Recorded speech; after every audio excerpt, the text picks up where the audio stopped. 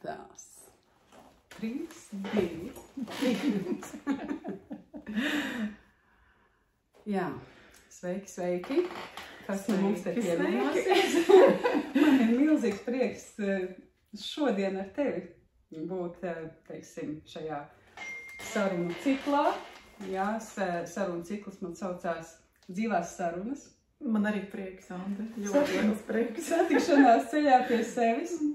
Jā, un katrs mēs to ceļu ejam, bet tava personība man uzrunā ar to maigumu un spēku vienlaicīgi. Un tagad es mēģināšu noskaidrot, kā tu to esi dabūjusi sevī iekšā un kas tev ir palīdzējis līdz šim. Jā, un tādā ziņā pirmais jautājums man būtu tāds. Zini kā, mēs katrs ejam pa dzīvi ar kaut kādu vadmotīvu. Katram ir kaut kas savs. Kas ir tavējais? Ļoti vienkārši. Vieglums, mīlestība un prieks. Cik vienkārši? Es tur domāju, ka būs kaut kā. Kā mums ir jādzīvo vieglumā sievietei, kas ir jādara sievietei, ir jārada un jāmīl. Ja? Un caur mīlestību sieviete rada labāku pasauli. Un miers ir tas, kas fundamentāli mums palīdz pašiem dzīvot. Principā, jā, tev pilnīgi taisnība.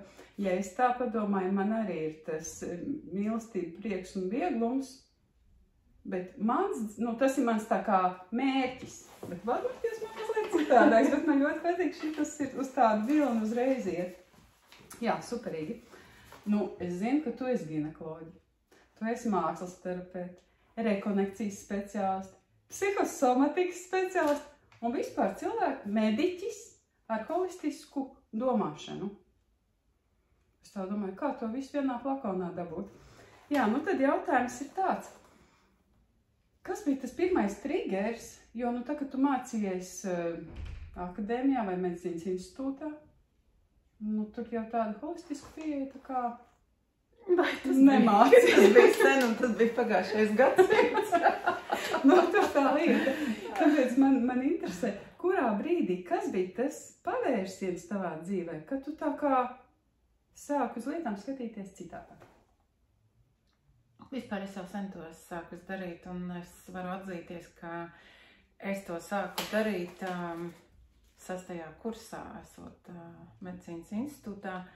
Es meklēju veidus un ceļus, kā varētu nonākt pie kaut kā, kas mūsos ir, skan diezgan abstrakt un jocīgi.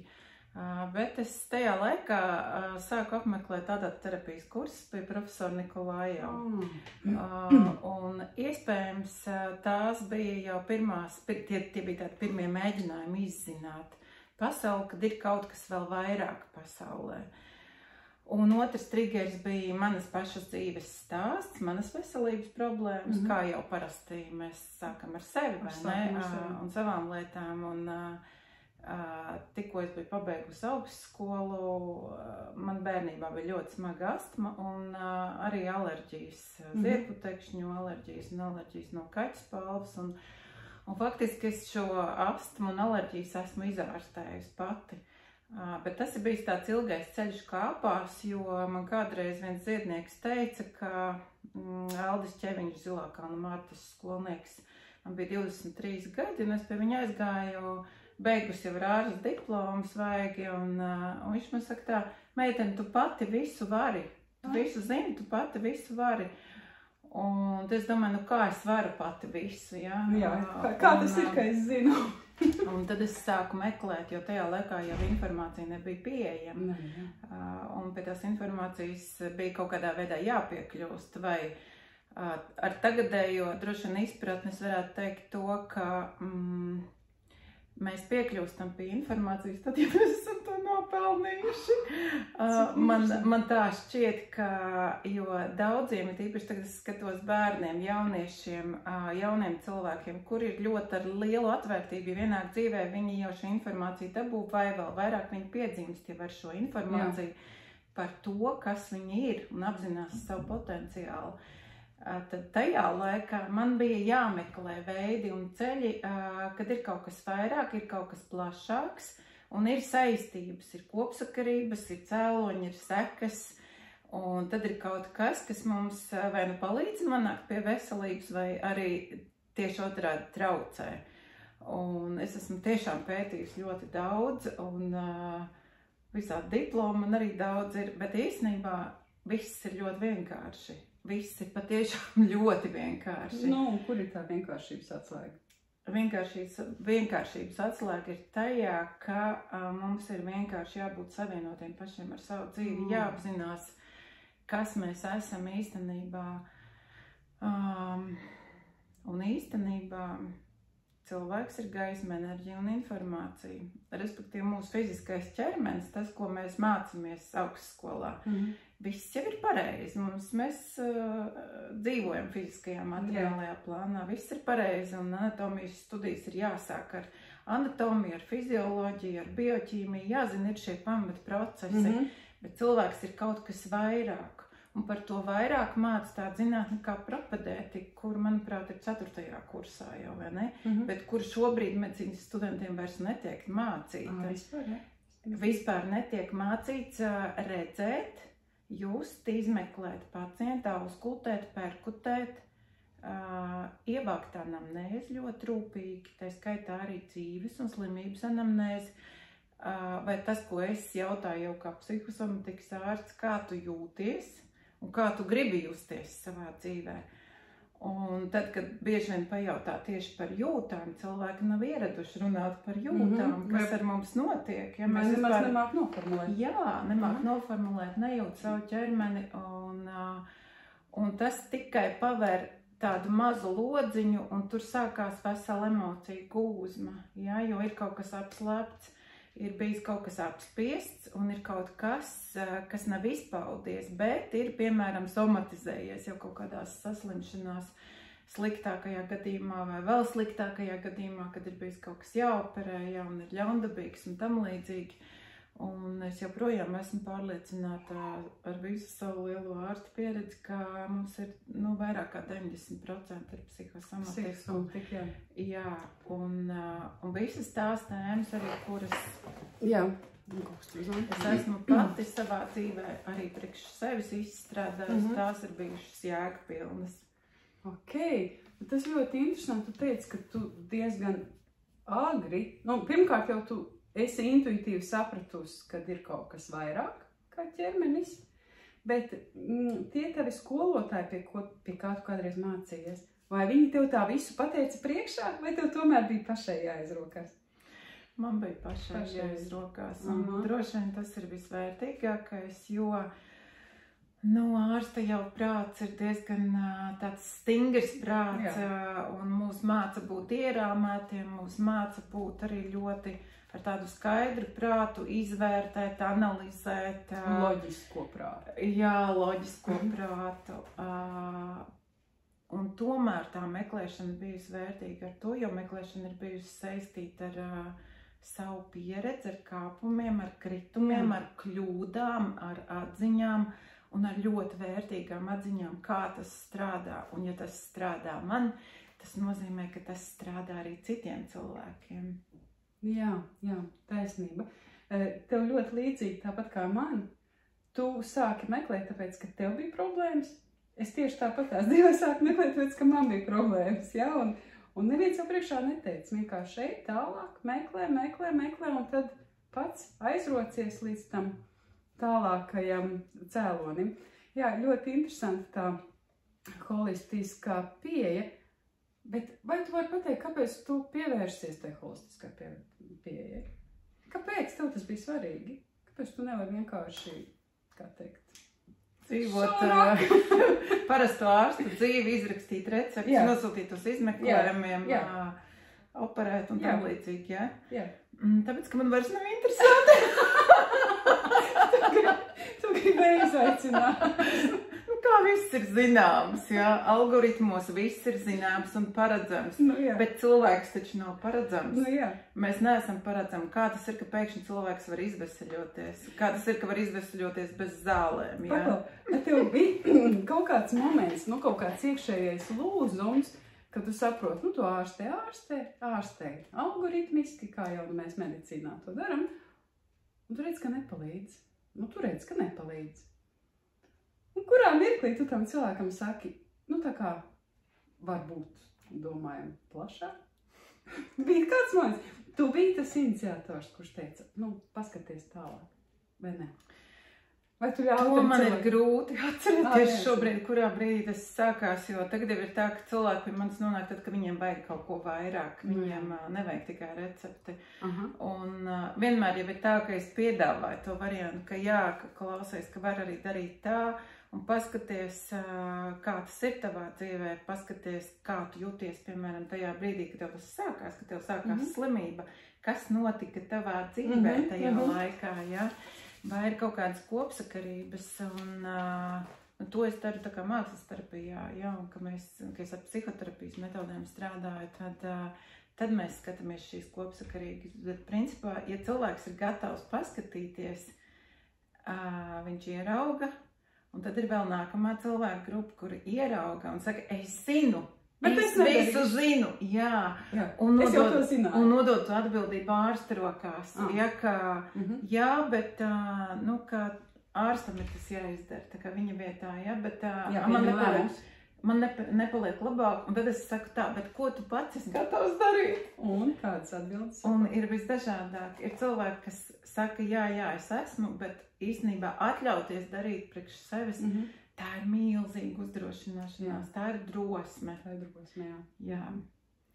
Un tad ir tā drosme paskatīties uz sevi, kas tad notiek manā dzīvē, kā tad tas ir īstenībā, ja? Ka es jau pati nosaku savu dzīvi, es jau pati varu izlemt, kas manā dzīvē mainīsies, un es varu arī pati izlemt, vai es būšu vesela, vai es būšu slima. Jā. Cik bieži es nākšu pie ģimenes ārsta? Nu, bet vienāk jau aiziet pie ģimenes ārsta un iedot viņam to atbildības nastiņu un teikt ārstē. Jā, bet, nu, redz, tur tā lieta, tad, kad tā zāles nepalīdz, tas ārsts jau var no ādas līst ārā, nu, bet nepalīdz. Un kā lai pasaka to, ka tur jāmeklē ir vairāk? Nu, es jau arī to pašu cenšos darīt, bet nedzird jau tā kā. Un tad ir vēl viena daļa pacientu, kuri saka, ai, daktari, man pēc apmeklējuma pie jums palika labāk.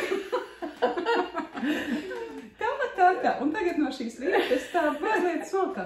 Kā tev liekas, kas ir tas, no kā viņam palika labāk? Man tagad tev ķecerīgs jautājums. Es domāju, ka atkal pie tā, ka viss jau ir vienkārši, jo ārsts jau uzklaus pacientu vispirms. Kā savā laikā Kristaps Rudzīts teica, tad, kad atveras kliņķis un durvis, jau pēc tā temperamenta, kā ienāk pacients, mēs jūtam un zinām, kā ārsti, kas tur sekos, kas tur notiks, kas tur būs. Ja? Un tieši tāpat atgriezeniskā saikne ārstam, kā ārsts ar pacientu runā, cik rūpīgi viņš runā, cik viņš iejūtīgi ievāc anamnēzi runā, cik viņš ir empātisks un vienlaikus arī noliek robežas, jo arī tas ir ļoti svarīgi. Jā, protams, No tā ir atkarīgs arī pacienta emocionālais stāvoklis, jo, ja viņš tiek uzklausīts, ja viņš tiek saprasts, viņam jau paliek vieglāk, ja? Viņš jau ir daļu emocijas jau izrēģējis. Jā, iespējams. Bet to nevar paspēt 15 minūtēs. Nu, nekādīgi, jā, priekš tam ir tās, kā teikt, dziļākās sarunas, jā. Ok, rekonekcijas speciālists. Paklaus, vari man pastāstīt? Es neko nesaprotu. Kas ir rekonekcija? Kas tas tāds ir? Rekonekcija ir cilvēka biologa harmonizēšana un stabilizēšana, respektīvi cilvēka biologs tiek vienkāršiem vārdiem runāts, stabilizēts, sinhronizēts ar visu enerģētisko lauku. Respektīvi mēs kļūstam savienoti ar to brīnišķīgo enerģiju, kas ir dabā, no dabas dota, kas ir visapkārt, ja? Visums dzīvo rekonektīvajās frekvencēs. Nu, ok, bet tad jau teorētiski es visu laiku esmu savienota. Vai ne? Vai tā ir kaut kāda speciāla metodika, kura kaut kā, hops, pieslēdz? Neviens jau to cilvēku īstenībā atvienojas nav no dievišķā pēc idejas. Ja kāds arī atvieno, tad cilvēks pats sevi atvieno, jo bērns taču piedzimst, mēs runājam par tādu, par fizioloģisku, teiksim, piedzimšanu, ja? Nerunājam varbūt par iedzimtām anomālijām vai tam līdzīgi, bet principā bērns piedzimst savienots ar sevi, un viņš ir balansā, viņš ļoti labi sevi, ja neapzinās, tad viņš ir ļoti patiess un godīgs ar sevi. Ja? Tātad, ko tas nozīmē? Tas nozīmē, ka mūsu organisms spēj pašdziedināties un pašreģenerēties jau no dabas. Ok, dzirdēju, bet mazu pauzīti. Tā, tu teici, tad, ka viņš ir patiess un godīgs, tad viņš ir savienots ar sevi. Un tad cilvēks sevi, nosacīti atvieno, tajā mirklī, ka viņš sāk sev melot vai iet ne to ceļu? Kaut kādā ziņā, jā, jo, ja mēs tāpat, katrs paskatīsimies uz savu dzīvi, un tas, kā mēs, piemēram, savu ikdienu vadam, cik mēs godīgi un patiesi esam pret sevi, cik daudz mēs dzīvojam kaut kādās mākslīgi konstruētās vajadzībās vai patērnieciskumā. Respektīvi, uz ko es šobrīd vedinu, ka faktiski šo brīnumaino enerģiju var lietot jebkurš un izmantot savā dzīvē. Respektīvi, visa dzīvā daba dzīvo rekonektīvajās frekvencēs.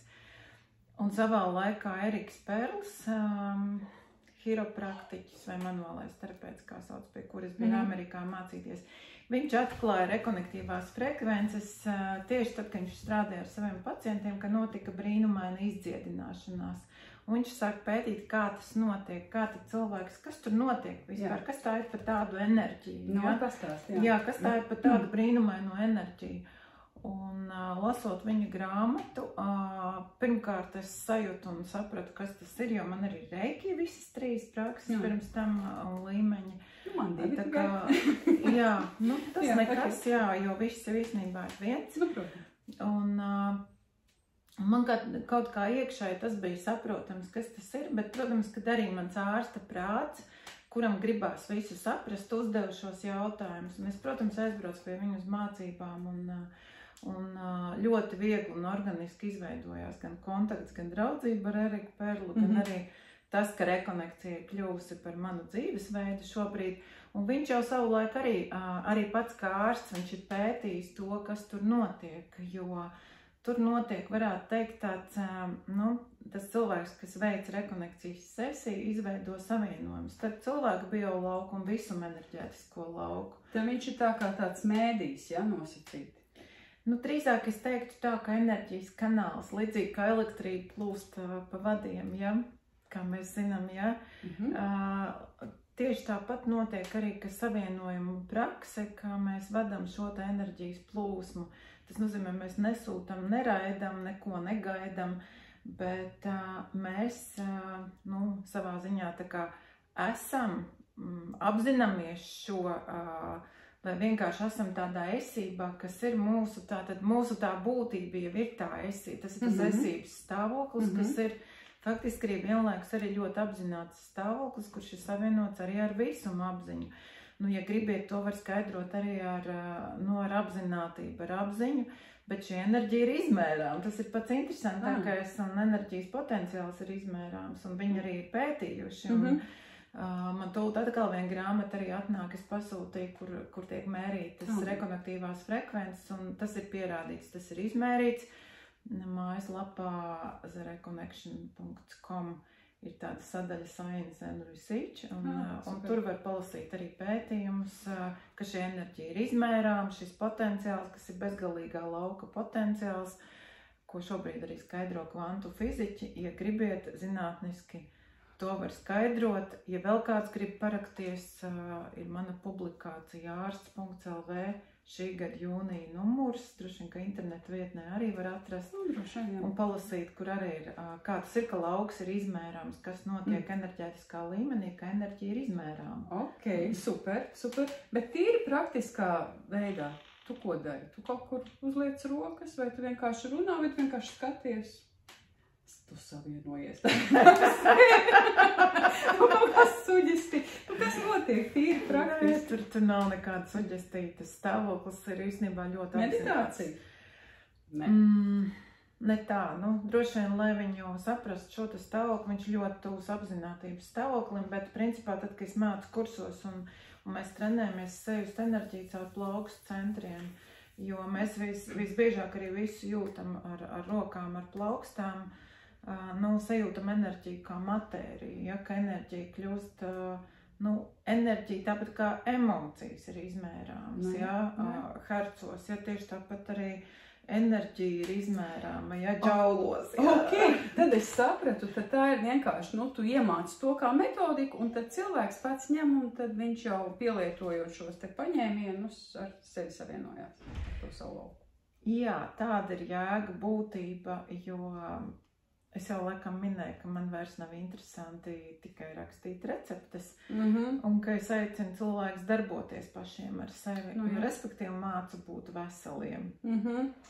Starp citu, par šo jautājumu tieši šodien nācu uz darbu un domāju, kāpēc medicīna nevar neko, nevis tā, ka neko nevar, tā jau gluži nav, bet daudz skaitas nevar izārstēt. Un tad es sapratu, tas ir tā kā, ja fokus ir vērsts uz slimību, tātad kuru fokus tur enerģija, bet nav vērsts uz veselību, tad tās ir tā kā pretējie gali vienai nūjai, vai ne? Es skatos uz slimību, tieši tā. Nevis uz veselību. Tieši tā, un tas ir tas, kas ir īstenībā arī bezgalīgā potenciāla vai, ja gribiet nulles lauka enerģija, arī vēl fizikā tāds termins ir, jā.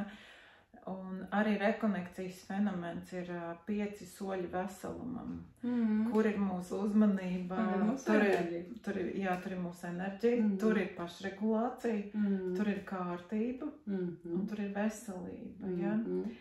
Tātad viss ir ļoti vienkārši. Man šodien arī bija paciente uz rekonekcijas sesiju, un cilvēki nāk ar visdažādākām sūdzībām, arī ar to pašu hipertenziju, jebkāda veida kaitas, bet ir kaut kas viņus ir novedis tur, un viņi saprot, ka es tā vairs nevaru, ka man ir vienkārši pa daudz, ja, un ka šis man arī vairs nepalīdz, un es gribu kaut ko pamēģināt citu.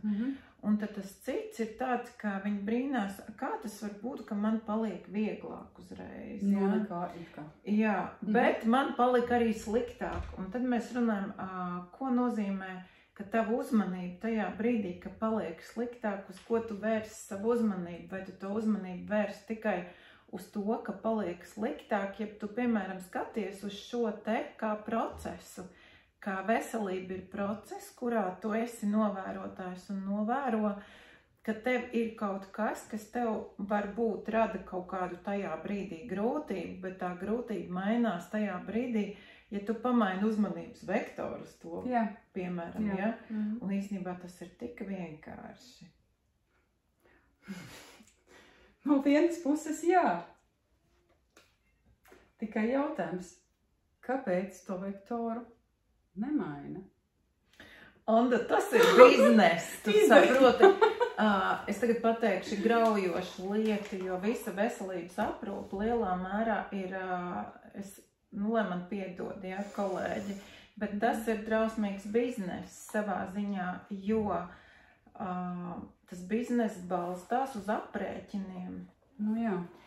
Un ja mēs paskatītos no citas puses, ka jo vairāk sabiedrībai būtu veselāku cilvēku, jo, protams, būtu mazāk izdevumu no vienas puses kopumā. Jā. Ja? Un viss tā sabiedrība būtu veselāka, bet zāļu patēriņš mazinātos. Jā, liels mīnus. Jā, farmācijas industrijai reāls rops būtu, ja? Un faktiski tā jau ir arī veselības, es tā uzskatu, ka tā ir jauno laiku medicīnas būtība, ka mums ir jāmaina uzmanības fokus no slimības uz veselību. Un tajā brīdī, ka mēs pamainīsim fokus no slimības uz veselību un aicināsim cilvēkus uzņemties atbildību par savu veselību un stimulēsim viņus būt veseliem, mūsu sabiedrība būs veselāka un vispār arī sabiedrības emocionālā veselība, fiziskā veselība, arī tas pats iekšzemes koprodukts. Un kopējā labklājība. Un kopējā labklājība, tieši tā. Jā, es jau pie tām atziņām var nonākt. Nu jā, tas ir fakts. Ok, cik ilgi tu ar rekonekciju, kā teikt, draudzējies? Nu jau ir pavisam ļoti drīz, būs gandrīz 4 gadi, Super. kopš tas ir kļuvis par manu dzīvesveidu. Pat ne tā, ka rekonekcija ir tikai vienkārši ienākus, tas ir absolūti mainījis manu dzīvi par 180 grādiem. Super. Jā. Super. Tātad tas ir sava veida kaut kāds, varētu teikt, rīta rituāls, vai dienas rituāls, vai dzīvesveids? Tas ir stāvoklis. Tas ir stāvoklis. Es visu laiku esmu stāvoklī. Jā, es gribēju teikt, tas tiešām ir stāvoklis. Tā kā man bija vakar brīnišķīga saruna, aizvakar, man zvanīja mans ļoti tuvs draugs Valdis Atāls, mūziķis un dziesminieks. Viņš saka, es esmu stāvoklī, pastāvīgā stāvoklī no tā, ko es radu un ko tu radi. Jā, viņš saka, es esmu stāvoklī no tā, ko tu radi.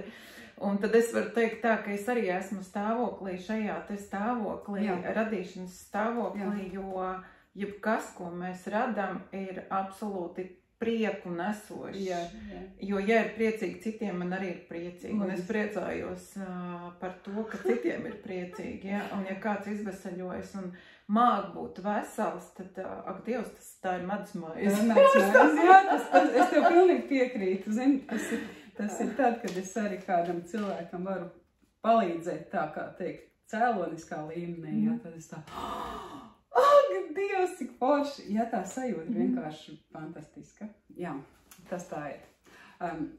Jā, bet tu esi arī mākslas terapeite. Pastāst kaut ko par to. Kāpēc tu izvēlējies kļūt par mākslas terapeitu? Viss nejauši notika. Nu, pastāst nejauši. Ļoti nejauši. Un nejaušība ir tāda, ka jaušība. Jā, jo 2009. gadā, faktiski 2008. gadā man atvērās, kā es saku, mans radošais potenciāls, es atļāvos paņemt otras rokā un kaut kā man sāka pierakstīties teksti, un tad 2009. gadā iznāca mana dubulta grāmata ar dzīves atziņām, dzeju un gleznu reprodukcijām. Es 1 gadu laikā uzgleznoju 50 gleznas un uzrakstīju 2 grāmatas. Tāpēc es arī varu teikt, ka cilvēka potenciāls ir neierobežots. Tu taču mākslinieci neesi no dzimšanas? Nē. Bet tā ir mana vēlme, jo daļa bijusi vienmēr, jo liekas, ka medicīna man bija tā ielikta šūpulī, ka es no 4 gadu vecuma zināju, ka es būšu ārste. Savukārt zīmēt man ir vienmēr tā kā paticis. Vienkārši Limbažos nebija mākslas skolas. Bija mūzikas skola, jā, es pabeidzu mūzikas skolu, bet mākslas skola nebija. Un, kā man nekas cits neatlikās, ir medicīnas studēt. Tas bija labs. Labi. Nu labi, par to mākslas terapiju. Nu jā, un tad faktiski, atkal man jau vajag tā dzīvot, lai ir interesanti, jā. Un ko tad vēl ar to varētu iesākt? Nu labi. Ir gleznas uzgleznotas, ir grāmatu uzrakstīt, bet tagad tā, kā to mākslu varētu kā terapiju, jo es viņu sajūtu kā terapiju reāli priekš sevis. Un es atradu, kad ir Rīgas Stradiņu universitātā ir mākslas terapijas profesionālā maģistru programma. Super. Tā es tur iestājos, pabeidzu, un jā, kaut kādu laiku arī biju docētāja RSU. Un tad man likās, ka man ir tomēr vairāk jāstrādā ar pacientiem tieši tādā reālā dzīvē, un es arī to jūtu kā tādu savu darbu, un arī varbūt kursi un cita veida, teiksim, tā kā mācīt cilvēkiem, kā viņi var to pielietot savā dzīvē. Bet māksla ir faktiski kā tāds tilts radošais bijis arī priekš manis, un māksla kā terapija, mākslas terapijā jau reāli arī ir tas tilts, kā simboliskā un tēlainā veidā nonākt pašiem pie sevis un kā izpaust savas emocijas. Un tas ir tik ļoti interesanti un pie kā visinteresantākās un vērtīgākās atziņas un atklāsmes ir tieši cilvēkiem, kas saka, es jau neko neprotu zīmēt, man jau nekas nesanāk, es nekad dzīvē neesmu to darījis. Un tieši šiem cilvēkiem ir visbrīnumainākās atklāsmes. Tas, kā māksla ar mums spēlējas, jo verbalizēt savu grūtību vai savus jautājumus ir grūti. Grūtāk, jā. Un savukārt, ja ienāk māksla, tad nekur nevar sprūkt. Man vienreiz, es pastāstīšu no savas dzīves, vienreiz man bija kaut kāda sajūta, es strādāju ar kolēģi arī kaut kādu savu problēmu risināju. Un viņš saka, aprakst to sajūtu. Es saku, kaut kāda mums bija jāatrod kaut kāda daļa, kas slēpjās, ja? Es saku, es nezinu, kā viņi izstās un tā un tā un tā. Un viņš saka, nekas, es tūlīt atradīšu. Es saku, tu neatradīsi, ja viņi slēpjās. Es viņam saku, ja?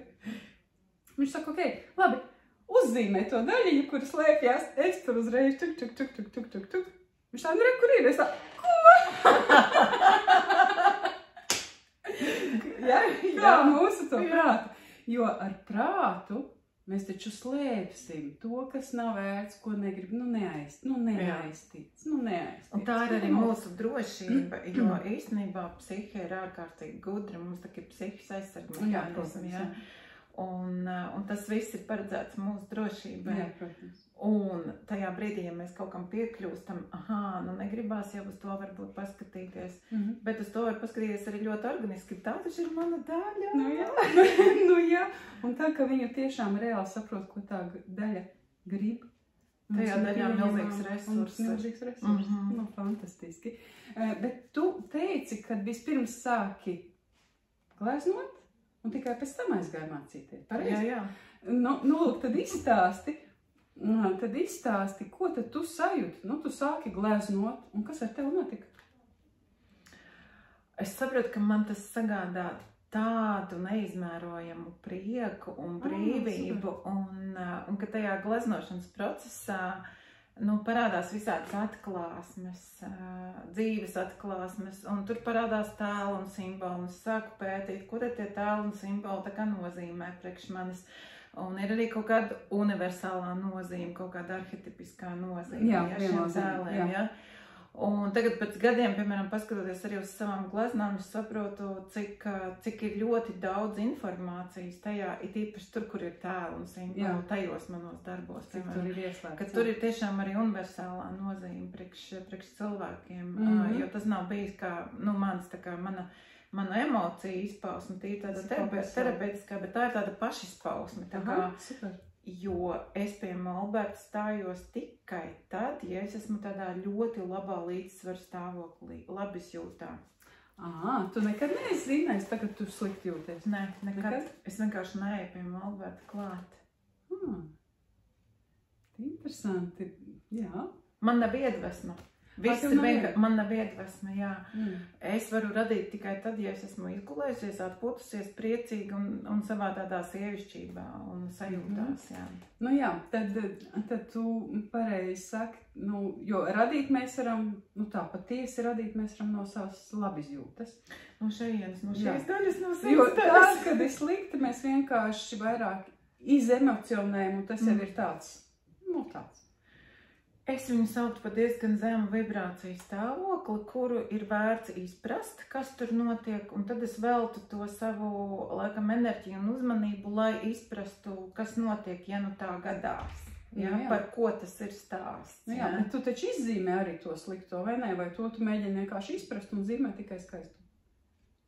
Laikam ir tā, ka es izreaģēju to savādāk. Es zīmējot, es varētu. Es izrēģēju, izzīmējot. Es izrēģēju caur savu ķermeni. Man tas notiek šādā veidā. Saprat, jā. Ok. Ļoti interesanti. Jā. Tātad vispirms tu guvi praksi, un pēc tam teoriju guvi. Kā tu vispirms darīji pēc tam? Starp citu, kā līdz šim tev ir bijis, tev visās lietās bijis tā, ka tu vispirms izēj kaut kādai pieredzē cauri, un tad tev atnāk info. Vai ne? Vai šis ir labs jautājums. Es nekad neesmu aizdomājies. Nē. Es kaut kādā dzīves mirklī vienkārši sapratu, ka man ir bijis tā. Vispirms pieredze, un tad mēs te iedosim info, kas tas tāds bija. Jā, viss ir loģiski, tā laikam arī ir. Nezinu. Nu, vispār, man liekas, arī sievietēm, man liekas, tā notika, jo sieviete vispār darbojās intuitīvi, vai nepārsvarā. Prāts, nu kā mēs zināšanas meklējam, un arī cilvēciskā daba, taču cilvēks, ja viņam viss ir labi, un viņam viss ir kārtībā, priekš kā mācīties. Kāpēc man kaut kas jādara? Jā, kāpēc man sevi piespiest kaut ko darīt? Man liekas, ka tā, ka es sarunājos bez izņēmuma, es domāju, ka tā savu pieredze. Nu, manējā ir bijusi noteikti, ir krieviski tāds arī latviešu valodā arī bezgalīgi daudz brīnišķīgas salikteņu un vārdu kopu, bet krieviski ir baļeziņi, ja? Baļeziņu slimība, ja? Bog, liečit znājumi, ja? Un es varu sev tā pilnīgi attiecināt, jā, ka tas ir bijis manējais ceļš, un vienlaikus arī šobrīd, nu tā kā es to vairs tā kā nepieļauju, es sekoju līdz apzināti, kas ar mani notiek, domām un emocijām arī tā skaitā, un dzīvei, lai nenonāktu tādā stāvoklī. Jo faktiski jau tas mūsu ķermenis mums visu laiku saka, vai nedari to, vai neej tur, vai nedomā tā, jo, nu, redzi, tas nav par, ja? Tikai mēs jau to ķermeni netulkojam. Kādēļ? Nu, labi, mēs jau atbildējam kādēļ, ok. Bet, kā tev liekas uz šo jautājumu, kā tev liekas, kāda izskatīsies nākotnes medicīna? Man gribētos domāt, un es domāju tā, ka nākotnes medicīnai ir jābūt vērstai uz cilvēku veselību. Tā tad jāmaina fokus. Jāmaina ir fokus, uzmanības fokus ir jāmaina, un cilvēkiem vairāk ir tā kā jāuzņemas atbildība arī vienlaikus par savu veselību. Tā kā jābūt ieinteresētiem. Tas būtu precīzāk, jo interese ir ārkārtīgi svarīga, lai cilvēki būtu ieinteresēti savā veselībā, bet arī valstī vai kopienai kā tādai, nu, es nezinu, negribu teikt sistēmai, jo sistēma, manuprāt, pēc būtības jau ir tā, kas kaut kā tādā veidā pakļauj. Līdz ar to veselība, pavisam vienkārši Ķīnas imperatoram kādreiz savā laikā galma ārsts bija paredzēts tam tikai, lai imperators būtu vesels. Un tur bija ļoti vienkārši, ka imperators galma ārstu nogalināja tad, ja viņš saslima. Ļoti vienkārši un drastiski. Tātad. Tad mums varētu pus Latvijas ārstus nogalināt. Nu labi. Tas ir skarbi, bet, manuprāt, tas ļoti tieši atspoguļo to, cik pēc būtības mēs maz izmantojam to savu pašregulāciju, ka nākotnes medicīnai būtu jābūt balstītai tieši uz to, ka ārsti strādā, lai mācītu cilvēkus būt veseliem. Tā kā koči bez mazā, ja? Nu, jā. Veselības koči. Jā. Tāda profesija tagad ir jauna. Interesanti. Tiešām? Nē, nopietni. Es pat taisījos tādu apgūt. Jo, es domāju, tu jau esi. Nu, man nav laika kočot pa 15 minūtēm. Bet paklausies, nu labi, par apzinātību un atbildības laiku runā. Tu vari tā vienkāršā latviešu valodā pateikt, ko nozīmē uzņemties atbildību. Nu, ja es būtu parasts cilvēks, kā tu man to pateiktu? Uzņemies atbildību par savu veselību. Ej, tā esi analīzes, nu es jau tā esmu. Nē, ļoti vienkārši. Dzīvot savu laimīgu un priecīgu cilvēku dzīvi. Un veselu. Viss. Un tā ir ar tā atbildība? Jā. Tātad mana atbildība ir, būt laimīgam? Protams. Sekot priekam, vieglumam un mīlestībai? Jā, tieši tā. Tik vienkārši? Jā, tik vienkārši. Un viss? Un viss. Un būs veseli? Jā.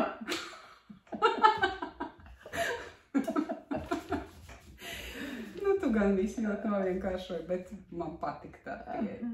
Super. Jā, es tā domāju, ka tā tas arī ir. Jo, ja mēs viņus apakojam pēc tam katru to situāciju, kas ir tam cilvēkam, tā viņa individuālā situācija, mēs viņu varam iepakot ārkārtīgi sarežģītos vārdos, mēs viņu varam, tādā procesā iepakot un izskaidrot, bet pašā beigu galā, tad, kad cilvēks ir ļoti godīgs pret sevi un savu dzīvi, un grib būt vesels un laimīgs un priecīgs, un atzīstās, ka, klausies, es nedaru to darbu, kas man patīk, es nedzīvoju tur, kur man patīk, es nedaru tās lietas šajā dienā tā, kā man vajag, vai galbeigās es neatpūšos, vai neizguļos, vai es neēdu to, kas man garšo un patīk. Un es ar savu prātu izdomāju to, ko man vajag, tad to realizē, un īstenībā tā vienkāršība jau ir tādā ikdienas notikšanā. Jā. Pavisam ikdienas dzīvē, jā.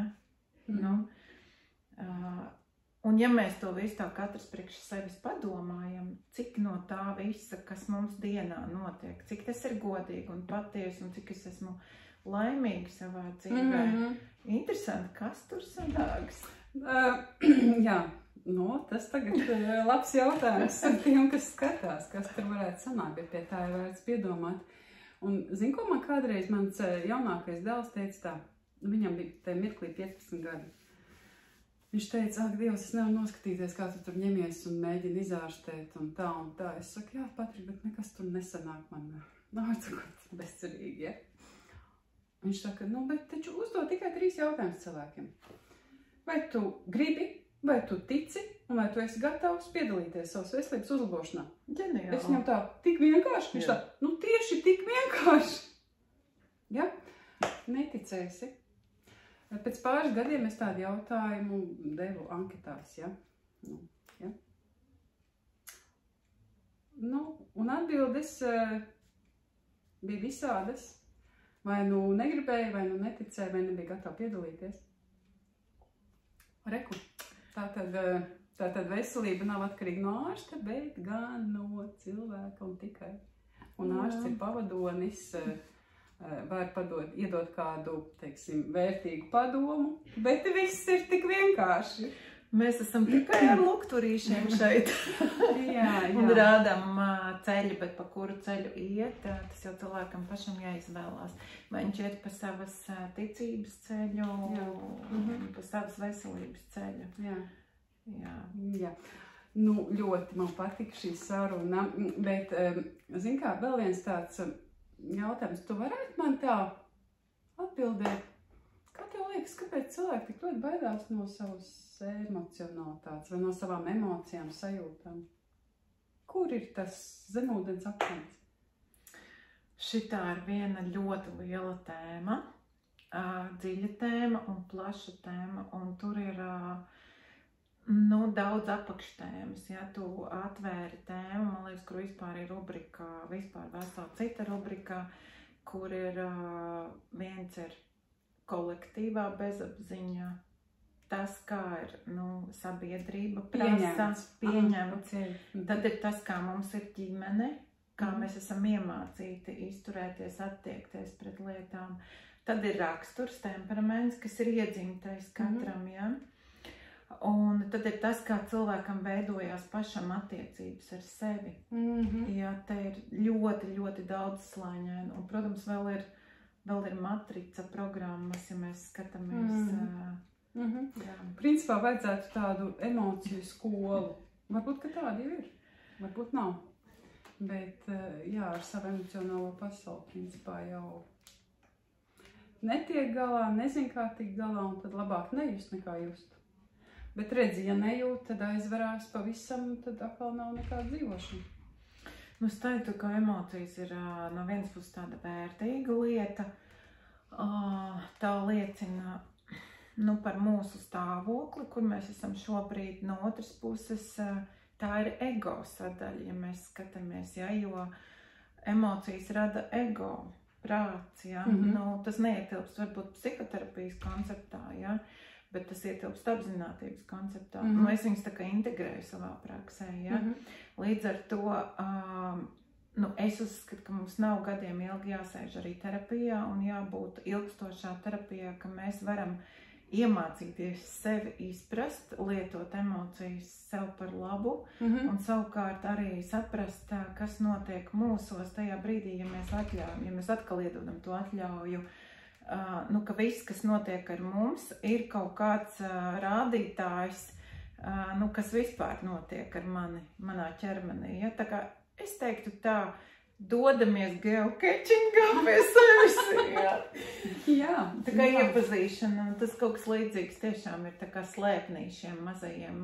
Ko tad tas slēpnītis te parādīs? Ja? Maziem solīšiem. Maziem solīšiem, lai nenobīstās uzreiz no tā. Atver visas durvis un tad ieraugi. Nē, tad uzreiz var satraumēties, nevajag. Jā, pa vienai turtiņai katru dienu. Jā. Vai katru otro dienu. Labi. Pa vidu atpūsties. Pa vidu atpūsties. Uz šīs pašās nots, ko tu varētu novēlēt tiem cilvēkiem, kas mūs skatās un klausās? Lai viņi ir priecīgi, laimīgi, veselīgi un katru dienu rada sev kādu prieciņu dzīvē. Tas ir ļoti svarīgi. Jā, galvenais būt patiesiem pret sevi. Jā. Un fokusu mainīt uz savu dzīvu. Uz savu dzīvu. Uz godīgu un patiesu dzīvi. Uz sevis vismaz. Jā. Paldies, man ļoti patīk šī saruna. Paldies, man arī paldies. Tā brīnišķīgi. Varbūt kādam vēl tas patika, varbūt bija noderīgi. Tā kā turpinam ceļu pie sevis uz citu reizi, uz citu tikšanos atkal. Tā, man vajadzētu izslēgt.